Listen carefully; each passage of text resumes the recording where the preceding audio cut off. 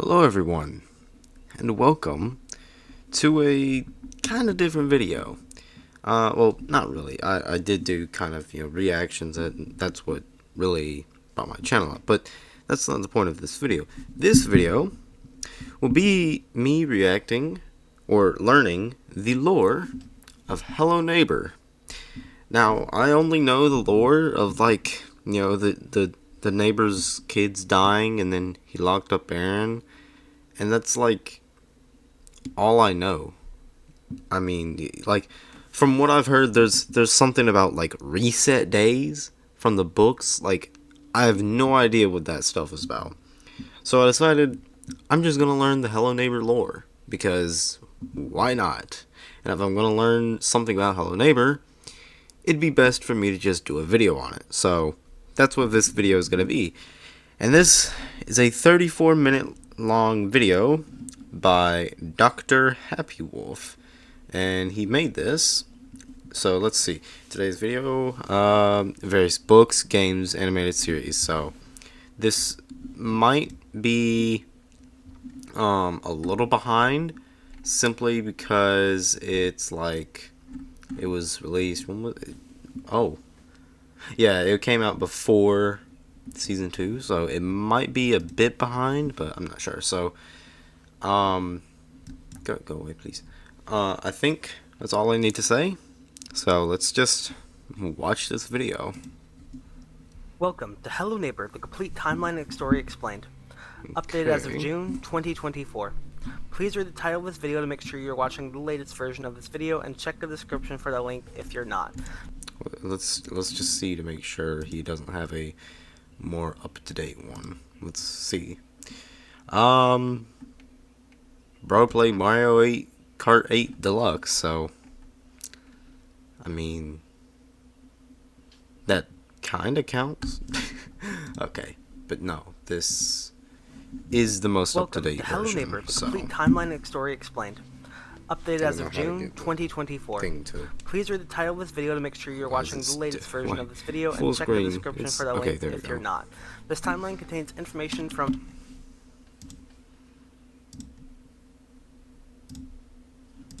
Hello Neighbor Media, ranging from the games, books, animated series, and more. Just to clarify, if there's any confusion, this does not include the alphas and betas, as those were released to test the game and to get feedback, and they are not the final product. Those were completely different stories. For the most part, I've tried to avoid spin-off games, but I will mention when they take place and when something is non-canon. Okay. Finally, I try my best to do as much research on this, making sure I can explain the timeline in the best way possible across all the different Hello Neighbor media that oftentimes don't line up with one another. Yeah, if I make any mistakes, I've seen please that let me know if I've made any mistakes in the comments. You guys really helped out in the last video, and I want to get this right. I'd also suggest, if I've made any mistakes, going over to the Hello Neighbor Wiki on fandom, updating it with all the information. Is that an official website? The quality on the text I'm Dr. is Happy terrible. Wolf, aka Brendan Vandenberg, and this is Hello Neighbor, the complete timeline and story explained. Okay, here we go. The Hello Neighbor franchise primarily focuses around the fictional town of Ravenbrooks, Missouri, founded by the Tavish family. A key symbol of Ravenbrooks' culture is their golden apples, and this is thanks to Gammy Flo, who noticed her new desserts look like apples. She sold her idea to the Tavishes, who would establish the Golden Apple Corporation and Candy Factory, leaving Flo to eventually die happy and rich. So it's Roger and Adele Peterson graduated from the University of the Commonwealth of Massachusetts on June 7th, 1947. They were both meteorologists who would study the weird weather phenomenons of Ravenbrooks. They would open the Ravenbrooks Weather and Meteorology Station around the Okay. That is something I've heard about. When season 2 first came out, the neighbor, he's related to those two people I was talking about, and his brother, they have no idea what this place really is. Like, it's their first time or whatever, and they don't know that their parents made it. Like, so I know a lot of people are saying they're changing the lore from the books, so I think I kind of see that happening as well, because he's saying here that his parents, I think, they made the weather station, but in reality, now in the show, that's like not true. I don't know. 60s. They were also the parents of Franklin Peterson, born presumably around 1941 or 1942, Theodore Masters Peterson, or otherwise known as the Neighbor, in 1945, and Lisa Peterson, born in 1950. The family. Whoa, wait. 1945? Oh my gosh. He's like 80? Yeah, he would be 80. Oh my. Jeez. We lived at a house located. Look at that bird. Why is that bird floating there? Is that meant to be like that? I don't know. And so that's just always been there. Because I know this is from Hide and Seek. This is the introductory area. That's just always been there. That crappy shelf. Oh my god. In a 910 Friendly Court. The house that Theodore lived in throughout the various Hello Neighbor medias. Theodore had a best friend named Ike Quentin Cornelius Bergschwitz. Ike Quentin Nuclearius. Quentin. Is he related to Quentin? Ike and Theodore would occasionally hang out at the Petersons' house and at the weather station. In 1958 or 1959, Franklin takes Theodore to the weather station to help him deal with some bullies that planned on showing up there and to spend time with his brother before graduating. While in the weather station, the alarms are tripped by the bullies who are wearing Halloween costumes, and it is revealed that these are younger versions of characters from the franchise like the Mayor, Gerda the Baker, Principal Valeteria Avenat, and Officer Leslie Cronwell. Okay, so yeah, it is kind of... Okay, so maybe it didn't change the lore, but it's like still they didn't know much about it, if I'm correct. I don't know. Anyways. Valeteria loads a marble into a slingshot and hits Theodore in the face, bruising him. Franklin takes Theodore down to the tunnels, and they are followed by the bullies. The bullies capture Franklin, but luckily Theodore is able to find still epic. Some equipment and boxes to crush Especially the bullies. That shot right Franklin there. is pretty injured, but manages to keep pushing to find an exit. The Petersons come across a giant hole. Guys, Franklin Peterson fell into the pit. He fell into the pit. Looking around, they see a stairwell as a possible exit. Before they can make it over, the bullies catch up and grab Theodore. Oh no! The young mayor almost smashes him with a baseball bat, but fortunately, Franklin finds a metal pipe to knock him out. Angering the bullies further, Leslie punches Franklin's weapon out of his hand. Franklin is able to bring him down, but Valeteria hits Franklin with her slingshot, causing him to stumble back, trip over Leslie, and fall presumably to his death. Theodore is devastated by what he saw. The bullies can't... I thought the principal's name was Principal Avenante. He said something like Valadon. ...have any witnesses and attempt to push Theodore in the hole as well. Suddenly, a strong purple electricity-like force comes up from the hole, scaring away the bullies, and through this beam of energy, Theodore sees the silhouette of Franklin distorting, scaring Theodore. Around the 1960s, what is that? Rumors began to spread of an urban legend known as the Force Protectors. It was believed that they were humanoid bird creatures with beaks, long hands, and feathers who build huge nests and drink the blood of young people. In reality, the Force Protectors... Oh. So I've heard of those guys, from the stories, but, I never knew that about them. They drink blood?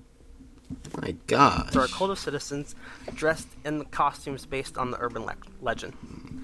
They would perform rituals in an observatory during storms, and with the help of luck devices, would curse the town of Ravenbrooks with bad luck. Oh yeah, I remember the luck device from the crappy pilot. 1965, a young reporter from the Ravenbrooks Banner, Norman Darby, went missing shortly after writing a piece on Force Protectors. At some point during the 60s, or possibly 70s, Roger and Adele Peterson would go missing. Theodore Peterson married his wife Diane in 1977, and they would have their first kid. So 1977, and he said... Theodore Peterson married his wife in the 70s, Roger and Adele 77, so and they imagine, would have their... Hold on. Imagine you marry your wife, and the same year, your parents go missing. That's sad. First kid, Aaron Victor Peterson in 1983, Victor. and their second, Maya Diane Peterson in 1985. In the 1980s, Theodore worked on his first theme park called Bosco Bay. He tested a ride. Okay, so I thought he just always worked on that stuff. Which, if he was born in 45, yeah, he would be 32 by the time he married. So, yeah, I would have thought he'd like been working on it, and then she fell in love because he was a great architect. I don't know. Called the Pharaoh's Tomb in 1984. There was a broken track. Oh, trap, sphinx, bouldering. On the ride, which caused the death of a boy named Joe. Dang. Bosco Bay was torn down in replacement for Fairy Farm Fun Zone, Theodore's second theme park featuring a cow mascot. The Peterson family traveled to many countries and locations, one in which was in Germany, where... See, that's where it gets, like... That's kind of stupid, because, like, if he's building all these amusement parks around the world, he would be so rich. Why would he be in such, like, this small house in a crappy neighborhood? I just really don't see Theodore Peterson being some guy, you know, getting America, South America, probably not Africa or the Middle East, Europe, probably not also Asia, and who would even be at Australia? But you get my point. The point is, how do you make all these amusement parks around the world, but still live in a crappy area? Like, you got a great job. I just realized that this little water here looks like an upside down baby. I don't know why I thought that. Let's get back. Theodore worked on another park. Unfortunately, there was an accident with the Flume ride, causing Okay, already little inaccurate. Half of Germany should be like divided. History. Learn your history, guys. Teenagers to drown to their death. Dang. Causing the Petersons to flee the country to go back to Ravenbrooks in 1991. Okay, so back maybe in Ravenbrooks, storms started to reappear and forest protectors were feared more than ever. Dang. The blame for these occurrences was put on the Peterson family, causing Aaron and Maya to get bullied at school, and for Theodore to have to do his work in the basement. In the basement, Theodore would work on another park, the Golden Apple Amusement Park. In his basement? So, are we saying that his basement is Hello Neighbor 2? Because that's very, kind of weird to have yourself being... Hold on, speak English! It would be kind of weird for you to be making amusement park stuff in such a tiny little basement underground. Like, the basement is underground, you idiot.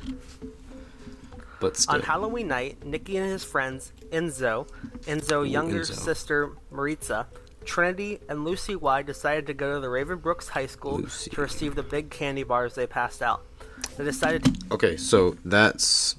With the Lucy Yi, they don't know who that was in the show. So that is now inaccurate, I guess? I don't know. Take a shortcut. I remember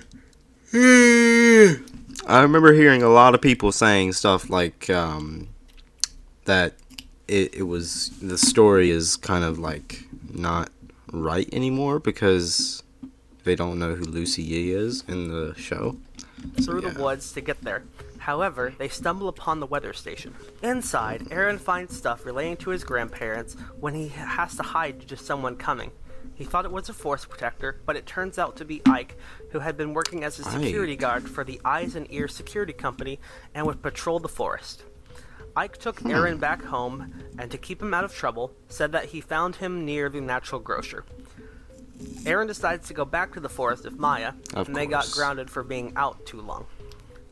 At some point after this, Ike was at the Petersons having pizza when an argument happened between him and Theodore, causing the friendship to end. Dang. Ike went missing afterwards. Aaron goes back to the weather station by himself and finds a tunnel underneath it.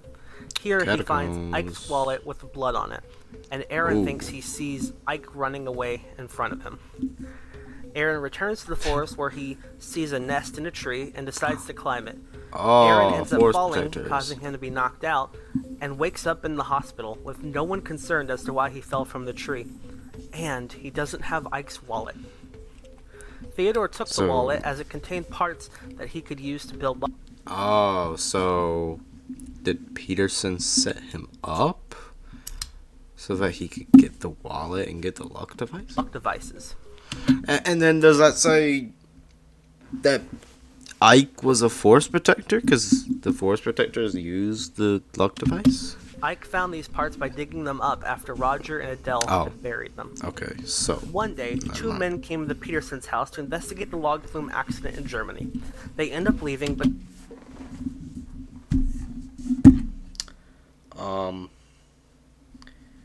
I've used this picture before.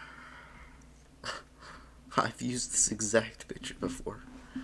Keep an eye on the Petersons, causing Diane to find a lawyer, something they can't afford. Picture. Fortunately, Theodore's luck from his devices allows for him to find one and clear the Petersons' name. Okay. In 1992, Ike's body was found in a peppermint vat at the Golden Apple factory. It was revealed during this time to the public that force protectors were a hoax and actually a cult of people who put bad luck on the town. Oh. How is it a hoax then? They literally just said it's a hoax. It's just a cult of people who put bad luck on the town. This cult that puts bad luck on the town is a hoax. It's just a cult that put bad luck on the town. That's what it sounds like to me. There was the grand opening of what would be Theodore's last park, the Golden Apple Amusement Park. Lucy Y, only 7 years old, was on the Rotten Core roller coaster when it derailed and the cart went into a tree, causing her death. I've heard this. Lucy Y had made her mark on the town by co-founding the Golden Apple Young Inventors Club. At some point after 1992, the tunnels underneath Ravenbrooks caved in. What? In 1995, Nicholas Michael Roth and his parents Jay and Lewin moved in. Why do they all look like... His dad looks the creepiest, but why do they all look like that? Terrifies me. Into Ravenbrooks, across the street from the Petersons. Nikki is the protagonist of the first Hello Neighbor game. Yep. Before unpacking, Nikki decided to practice his lockpicking skills and noticed he... Okay,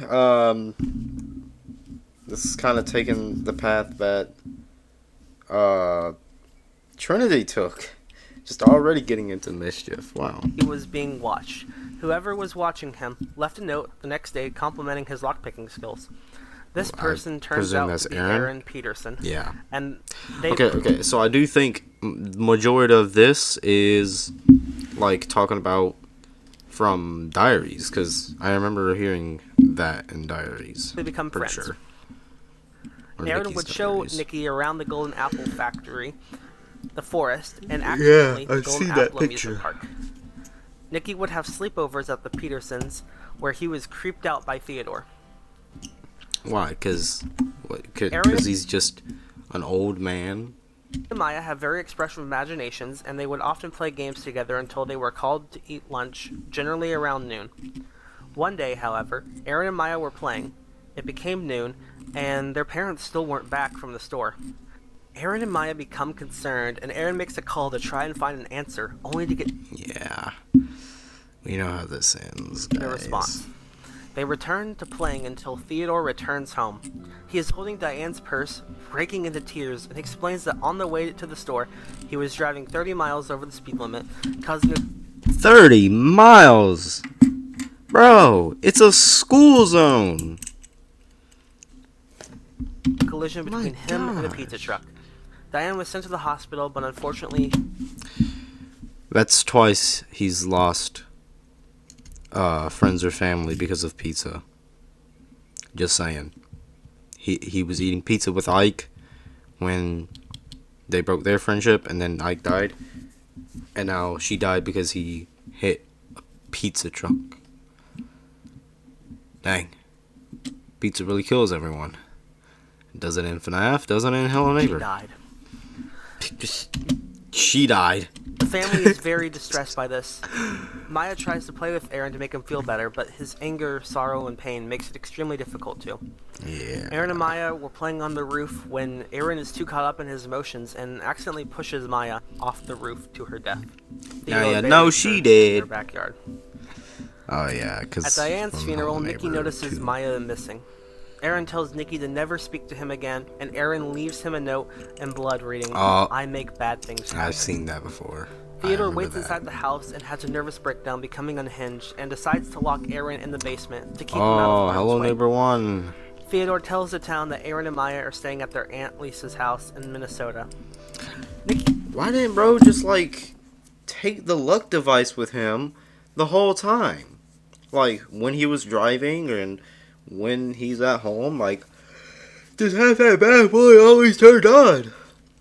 You wouldn't be having people dying. Isn't convinced that this is the case and convinces Enzo, Maritza, and Trinity to help him find greaseball, big-headed, no leg day, about his idiot. Grandma and mannequins. What? One day when Wait, what? What about Nikki has reoccurring nightmares about his grandma and mannequins.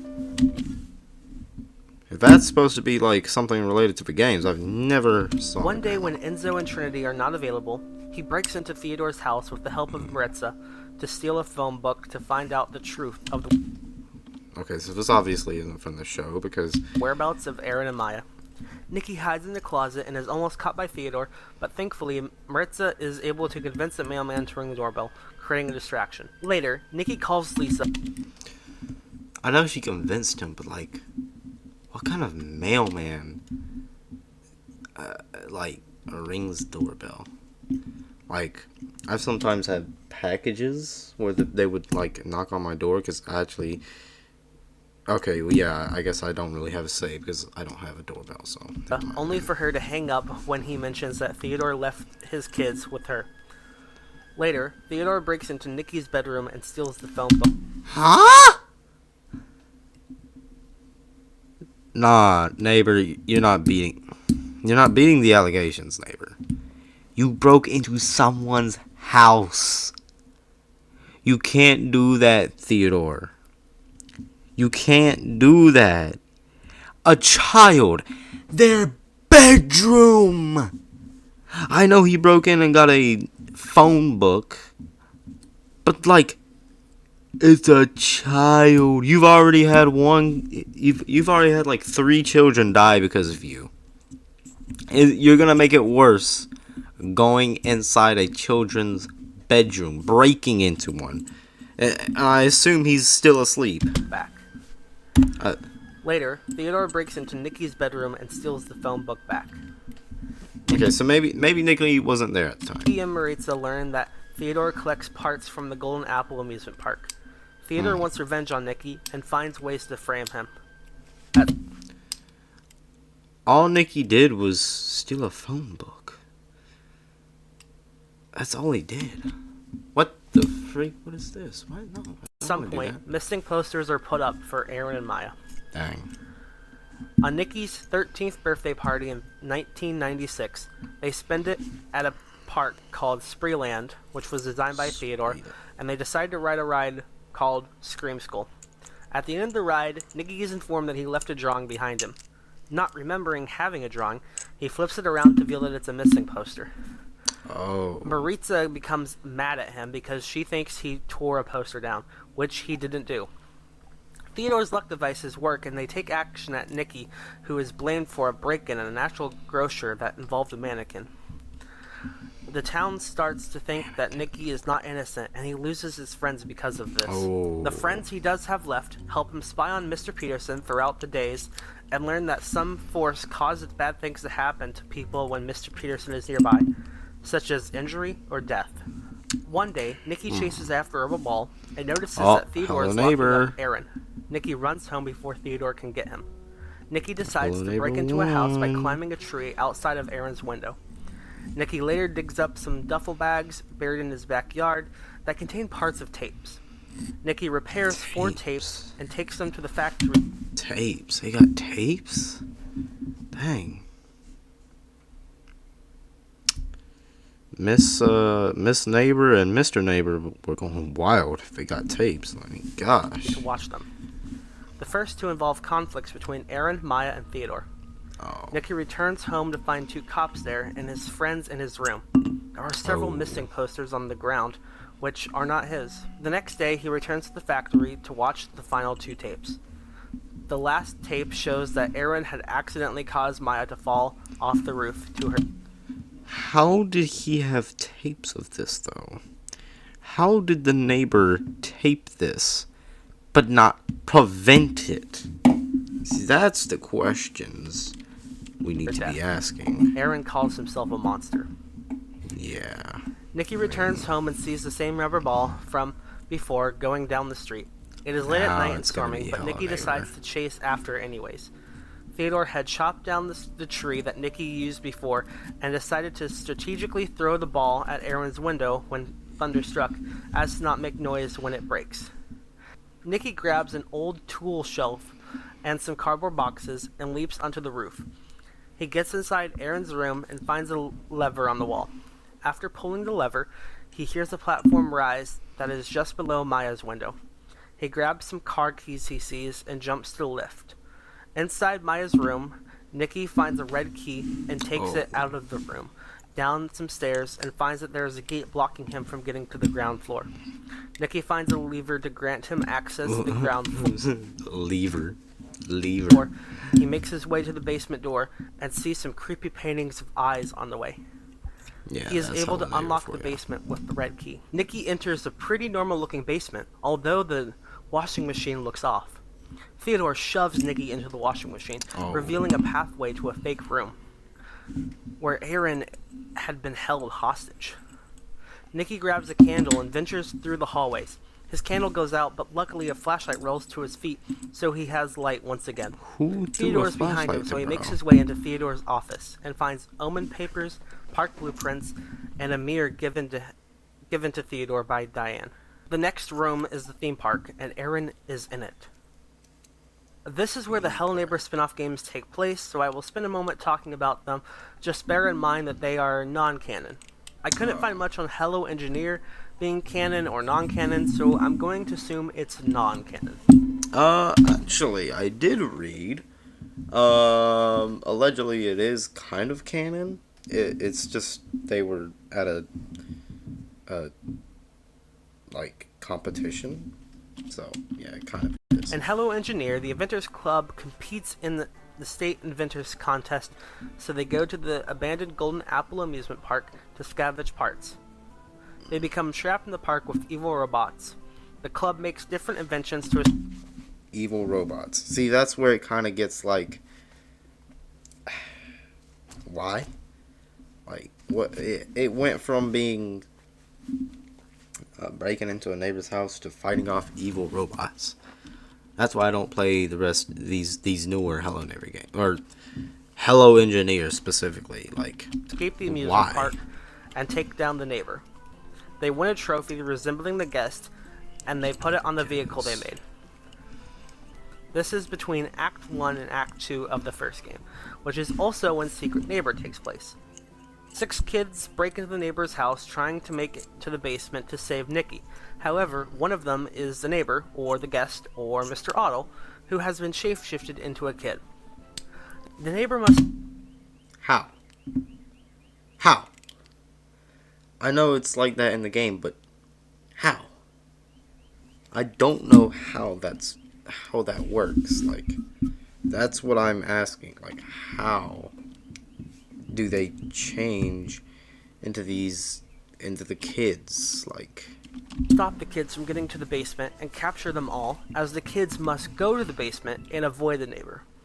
Now, back to the canon events. Okay. The Inventors Club consists of Trinity Bales, Enzo, Maritza, and Ivan. They decide to form a group called the Rescue Squad, along with Finch and Delroy, to go save Nikki and hopefully Aaron too.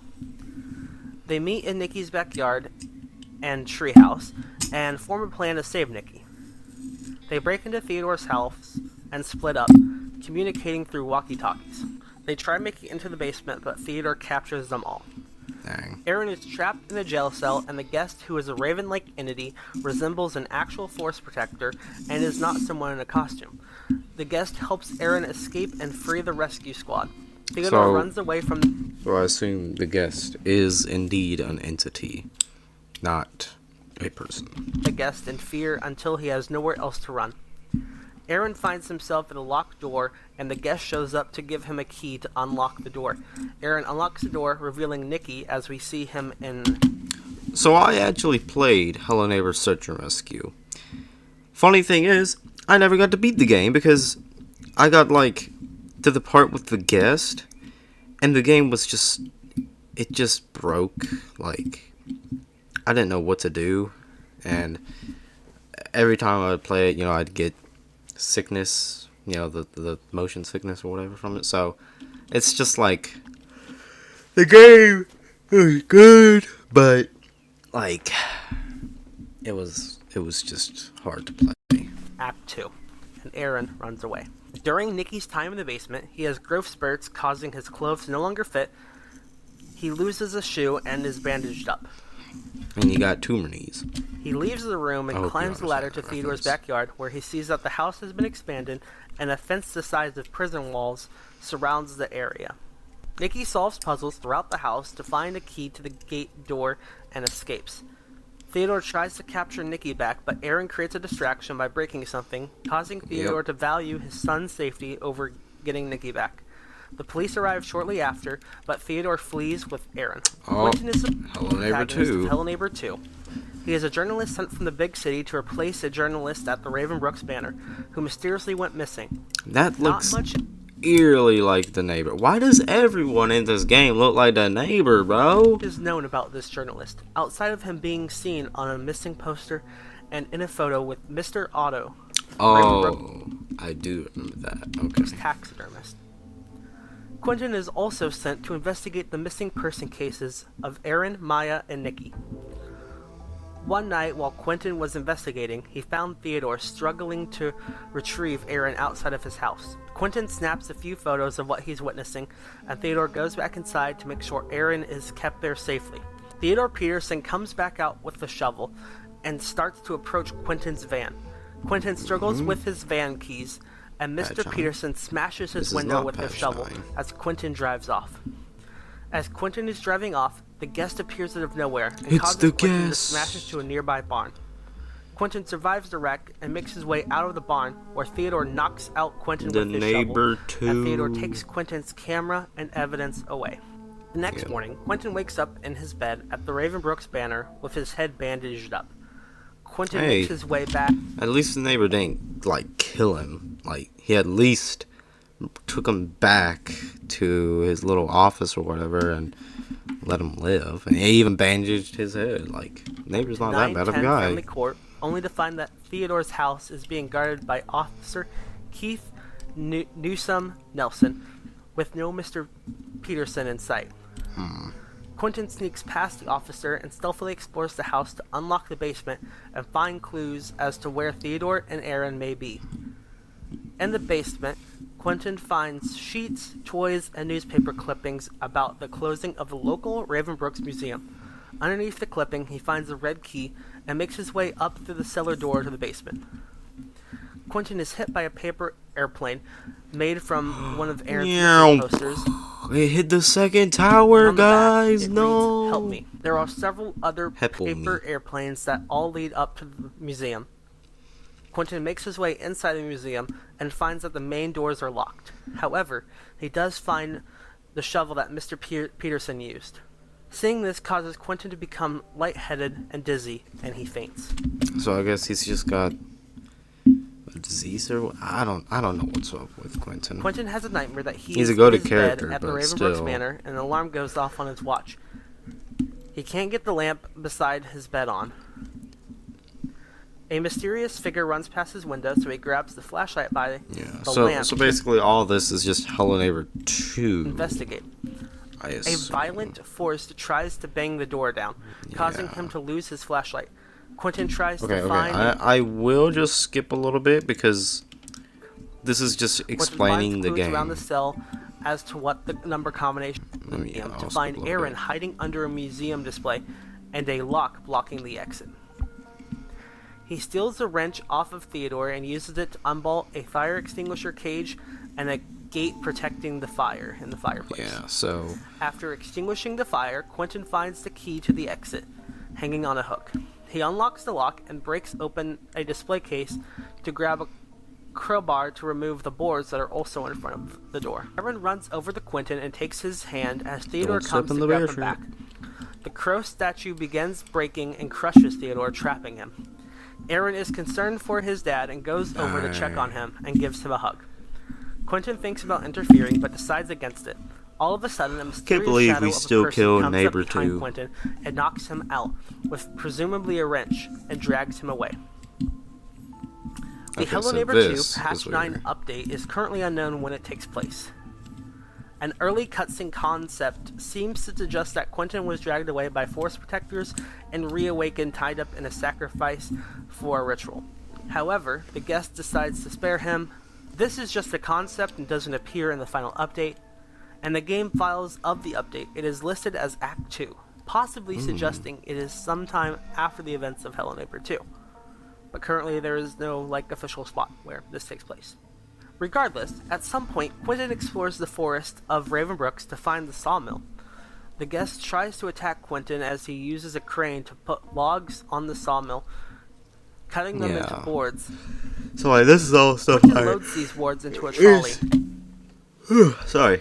It's not stuff I don't know. It's just the game, going over the game, and it's not really just story. It's it's really just putting a time or a day, well, not a day, a year.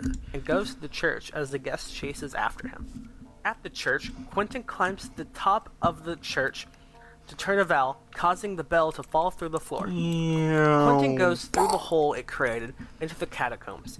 Going through them, Quentin finds a shovel and digs up a passageway. From there, he solves some puzzles with some pressure plates and finds a grave to dig up through. At the top, he finds himself in the building opposite of the church, and mannequins resembling Diana Maya come out of the walls and approach Quentin, acting like they're going to grab him, but they just hug him. They retreat back to the walls, and Quentin passes out.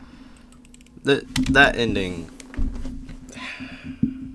I remember getting it. It was so annoying, bro. We waited so long for this big patch, and we thought we were gonna get an expansion, an actual update to the game, but we didn't. We never got it, and never will, forever and ever. At some other points in time, Quentin enters the library to explore its secrets, as the librarian tries to keep him from exploring the restricted section. After exploring the library, Quentin makes his way down to the lower levels of the library, where he finds it flooded. I've never played... He then causes the liquid to rise and escapes the library, leaving it flooded. Why? One night, he breaks into the Ravenbrooks Middle School, which has been abandoned after the disappearances of children. The janitor... Disappearances of children at a school? What? And his dogs protect and maintain the school. Quentin finds out the secrets that the middle school has and finds many makeshift students supposedly there to cheer up the janitor. Quentin solves puzzles and discovers secrets throughout the middle school and finds some remaining portions of the tunnel system below Ravenbrook. You guys should know, kindergarten, the janitor's mass murderer, so janitor in this is probably just as bad. As Quentin leaves, he sees the janitor happy with his dogs. At some point in the 2010s, Theodore uses the weather machine to cause a flood, letting the town of Ravenbrooks know what it's like to lose someone they love. Theodore comes across two step-siblings, Regina and Pris, after their car breaks down. He takes them to the store. Regina gets mad at Pris and runs away. She hides in Theodore's trunk, where she is taken to the weather station. She convinces Theodore to stop using the machine, so Theodore goes... The guest. Why is he underwater? Goes over to turn it off, but the guest takes over Theodore. The machine explodes and the flood ends. The cops come and the guest still roams the town. In 2015, 19 years after Nicky escaped Mr. Peterson's house, 19. Okay, yeah. he is living in an apartment and is traumatized from the time he has spent in Mr. That is not shown in the games. Like, they should have made that a lot more visible in the games, but for some reason they don't. Peterson's basement. One day, Nicky is evicted from his apartment and has to move back to his house in Raven Brooks. When Nicky moved back, he found his house to be in a state of decay. Nicky begins hallucinating and sees a shadow-like silhouette.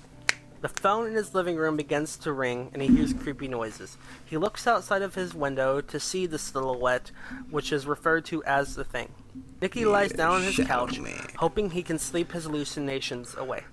Nicky has a dream reliving the events of his childhood trauma, only this time the house is far more bigger. Nicky once again breaks into Theodore's house, trying to discover the secrets of Mr. Peterson and save Aaron. Throughout the house, Nicky finds various rooms, transporting him to different locations resembling his childhood trauma. Oh, yeah. Nicky enters through a door by the stairs on the main floor. This door transports him to a long, the worst minigame with desks and lockers scattered throughout, and a giant clock and school bell. Yeah, the worst. The Thing watches Nicky as he makes his way through the school with a bell ringing once in a while. You can see that if you go out of bounds. I remember seeing those videos when they first came out. If you went out of bounds and like went to the very top, you could see the Shadow Man would just always be watching overhead. Locker from the mannequins. The Thing watches as Nicky makes his way through the school, with the bell ringing once in a while, causing Nicky to hide in the locker, so as to not be caught by the mannequin students and teacher. Nicky reaches the door at the very end. Nicky opens it, and a mannequin comes out to grab him, but fortunately Nicky is able to push the mannequin off of him, and enters through the door. This reveals that he wasn't in a school, and instead just a normal room. This event could be referring to Nicky's experience at school or the Spree Lands ride, Scream School. Nicky enters a food pantry that shrinks him into a very small size. Nicky has to climb his way to the top of the pantry. It's not as bad. While doing so, the Thing is watching him. Nicky escapes through an opening at the top of the closet and returns to normal size, where he is given the ability to double jump. The food pantry more than likely resembles Nicky's trauma when hiding from Mr. Peterson in the closet. Nicky enters a door at the top of the lift. See, that's the thing. We never know why exactly he has these fear rooms, because I don't know. Maybe I'm just transports overthinking. Him into a massive, long, winding grocery store. There is a shopping cart on a track that leads to a checkout lane run by a mannequin. Nicky has to collect items in his cart that match the items that the other mannequin shoppers have. Ew, the mannequins try to catch Nicky, but he is able to crouch down to turn invisible. Nicky successfully collects everything he needs and escapes the supermarket, only to find out he was in another normal room. The supermarket more than likely resembles the break-in involving a mannequin at the Natural Grocer that Theodore had framed Nicky for. Through facing all of these fears, Nicky has not only grown stronger through his new superhuman abilities, but he has also grown strong mentally and is able to face the basement and the Thing. After unlocking the basement with a keycard, moving a chair, and unboarding the boards, he is able to... Why did the neighbor think a chair would be of any importance? I still don't know why. Enter the basement. Nicky uses his invincibility to hide from the... Invincibility? Thing, and makes his way through the basement in a similar manner to Act 1. Theodore tries to stop him from discovering his secrets, but Nicky is strong and pushes Theodore away, locking him out of the long hallway with a door at the end of it. Through the door, Nicky finds himself in a room with Aaron in it. So that brings me to another question. When it says he sees Aaron in it, is it just a cardboard cutout, or does he actually see Aaron? Because in the games it's a cutout, but that's because they didn't have a model for him yet. So, I don't know. A literal giant Theodore smashes the room, and it is revealed that they are in a white void, with several different structures, walls, and items. Theodore has a giant house on his back that Nicky must get to. Nicky uses various items around the area to weaken Theodore, such as baseballs, a bow and arrow, fireworks, and a tram. Nicky launches himself out of the giant toaster and uses an umbrella to glide him to the porch of the house that's on Theodore's back. And all this is in the dream, house is the a long entire hallway game. with missing posters everywhere, the Thing watching, and at the end is a fence, a road, and Theodore hanging a missing poster on a lamppost, with the Thing watching him. Through another door, Nicky finds his younger self playing with some toys, and the Thing lurking through the window. This is all just basically Hello Nicky Neighbor. runs throughout the building as the Thing breaks through walls trying to get to Nicky. Older Nicky stands in front of his kid self to protect him, and with each time the Thing attacks, adult Nicky grows in height and strength until he is able to take on the Thing, pushing it back. Kill in another him! white void, there is a door with an exit sign above it, and a house with 2 rooms. In one room, the Thing is banging on the door to get to the other room where Theodore is. Theodore looks at Nicky, thinking he can save him, but realizes he can't, and feels guilty and helpless. Nicky exits through the door and wakes up from the nap. The Thing, which is symbolic of the trauma that both Nicky and Theodore have, is gone. Nicky, trauma-free, takes his things from his car and moves back into his home in Raven Brooks. In the spin-off game Hello Neighbor Diaries that is based in the book universe, Nicky explores his old bedroom and is able to remember the good times he had with Aaron. On November 1st, 2021, time randomly keeps repeating itself to go back to November 2nd with slightly altered events. Enzo is reported missing because of this. At this point in his life, Nicky has been long gone from Raven Brooks, and Enzo has 2 kids, Jess and Jordy, who are being looked after by their... Jess and Jordy, didn't he say those were the 2 people that, like, the neighbor picked up and took them, like, to a store, and then one of them ran away? Aunt Maritza, after his disappearance. Maritza tries and finds a way to bring Enzo back. The guest has been messaging a girl named Piper, who has moved into Raven Brooks recently, and tells her that she has nowhere to run, and sends her a photo of Theodore Peterson. Dang. And there you have it. That is Hello Neighbor, the complete. That's all. So that's where it ends? Literally just a reset day and everything happens forever? Like, it just never ends? Like, just like that? So, that's kind of like a weird ending to me. I don't know, but... Timeline and story explained.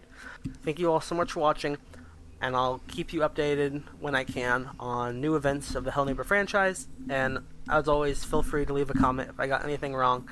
It really helps out, and thank you so much for watching. So yeah, that's it. Oh my gosh.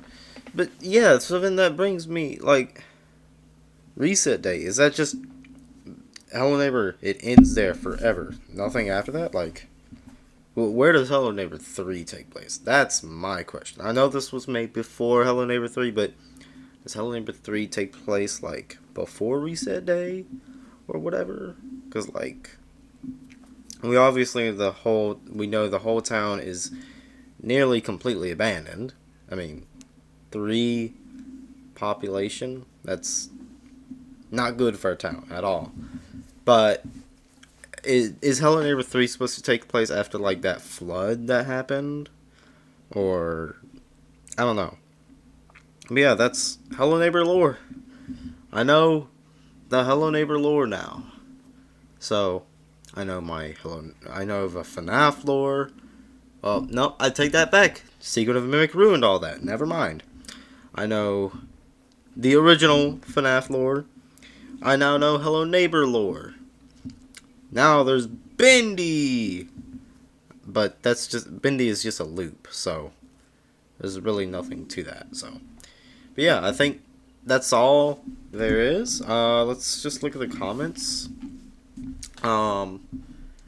Yeah, this person really puts my thoughts into words, because yeah, it went from a tiny little game about breaking into a house, and there's reset days. Yeah.